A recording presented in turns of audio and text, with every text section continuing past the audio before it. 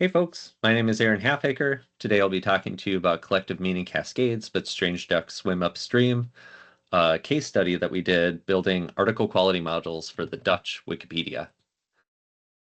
So we did some past work building article quality models for English Wikipedia and applying them over time. And with that, we were able to build some interesting large-scale analyses of the difference in the average quality of an article about a woman scientist and comparing that to the average quality of an article in the wiki. And we were able to show a coverage gap that was growing over time, but then turned around into a surplus after an initiative specifically targeted articles about women scientists. When we presented on this, we had some Dutch Wikipedia editors reach out to us to ask if they could get a quality model that they'd be able to do a similar thing with. We said, of course, we'd love to do that for you.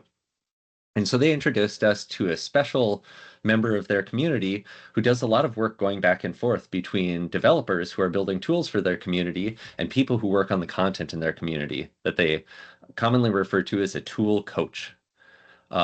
And through this, we set up a relationship where we could work with the tool coach and they would help us understand and translate the needs of the Dutch Wikipedia editors. So we imagined that Dutch Wikipedia would have something like an article quality guideline that we could draw from. And then we could build an article quality model that reflected that guideline. And that would be our work. But it turns out that Dutch Wikipedia didn't have an article quality guideline at this point, so it was unclear how the article quality model should behave. It turns out that we needed to work with them both to develop their guideline and to develop an article quality model that somehow reflected the collective understanding of meaning that they had working in Dutch Wikipedia. Before I get into how we worked on the model and worked with this group of people, I want to talk to you a little bit about how meaning is formed in Wikipedia. So norms are formed in Wikipedia through a descriptive or prescriptive process. People will write an essay about something that they think should exist in the wiki, such as how quality should be determined for articles. And then there's a very public discussion through a request for comments. And if things pass that process, then it gets turned into something formal, like a policy or a guideline. But if it doesn't pass that process, it can remain as an essay.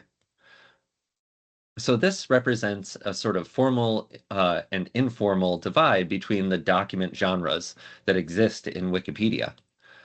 And so on the informal side, we have documents like "Don't Stuff Beans Up Your Nose," which is a way to understand the vandalism policy, and formalized policies like verifiability, that all factual claims need to be sourced on Wikipedia.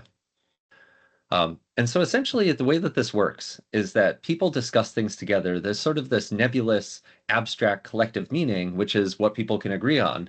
Through discussion, they arrive at policy that's designed to reflect that collective meaning, and guidelines or best practices that are intended to reflect that policy. And from this, we get a divide that you might think of as the spirit of the law and the letter of the law. And then this should be reflected in the practice of writing articles and working together on the encyclopedia. Essays form a very interesting role here in that they kind of mediate the relationship between policies and guidelines and the work, or at least a lot of them do. There's some really cool past work on this, negotiating with angry mastodons. I encourage you to check it out.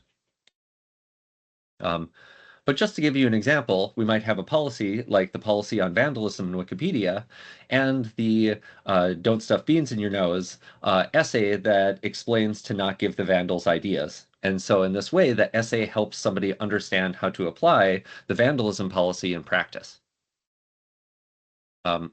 Generally, a machine learning model kind of lands at this mediating level, where an ML model might help people perform a certain work in practice, but it's intended to reflect a guideline or policy.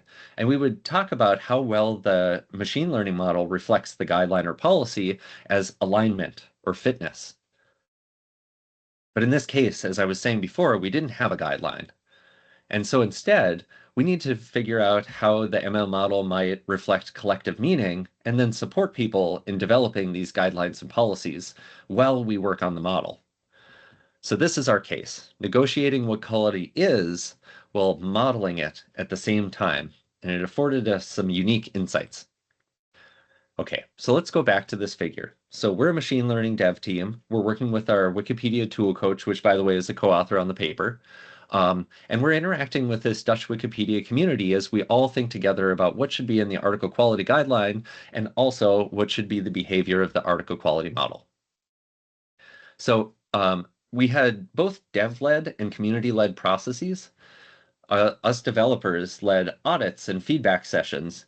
These were ad hoc. We designed these when we needed them, whenever we made a modification to the model or the editors in Wikipedia asked us to make a change, we would make that change and then we would run the model on a bunch of articles and ask people to label them. Here you're looking at a table that we actually put on a page in Wikipedia where people were critiquing the predictions of the model. But there was also community-led work that was happening continuously. And so Wikipedians would actually try and use this model in practice, and they would record times that the model did something strange or interesting that they wanted to discuss.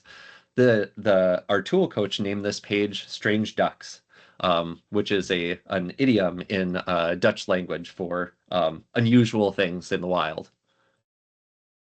And whether it was the community-driven process or the developer-driven process, what we found is that through the discussion that we had, we could determine whether the misalignment, if you will, was something wrong with the model, something wrong with the guideline, or something wrong with somebody's understanding of the guidelines.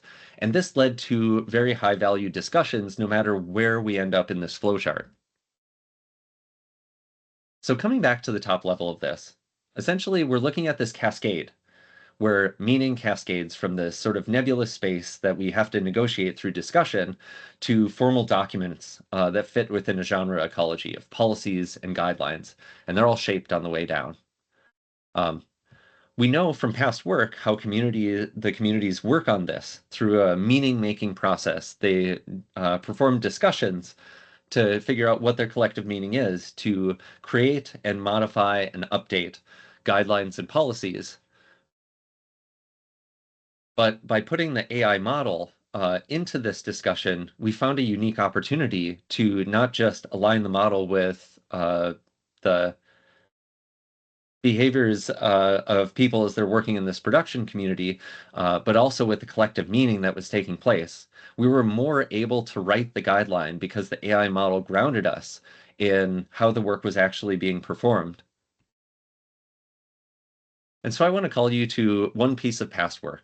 All Models Are Wrong, Reflections on Becoming a System Scientist. This is a very well-cited paper and very relevant to this space. I pulled out this quote from it that I want to read to you. Because all models are wrong, we reject the notion that models can be validated in the dictionary definition of the sense of establishing truthfulness, instead focusing on creating models that are useful. On the process of testing, on an ongoing comparison of the model against all data of all types, and on the continual iteration between experiments in the virtual world of the model and experiments in the real world. And this calls attention to this boundary between meaning and practice being critical and important for the work of deciding what is true, what is correct. Rather than focusing on what the world should look like, we instead ask the question, what makes the AI model useful in practice? And when we see the AI model behave strangely, ways that we wouldn't expect, those strange ducks, if you will, let us swim upstream in this collective meaning cascade, where we can go back to the top and more effectively consider whether the policies and guidelines reflect our understandings. And this has some implications for how we approach algorithmic design. One is that model alignment is a moving target against the spirit of meaning, because it turns out that the spirit of meaning is not necessarily accurately captured in the way that it's documented. Sometimes we have to improve that documentation. But most importantly, that model alignment is a key opportunity to negotiate meaning, whether that's making sure that the model aligns with people's meaning, or whether the documents that capture people's agreement on meaning, like the law, the letter of the law, actually represent the spirit. Sometimes the false positive is a key opportunity for reflection. All right, thank you very much.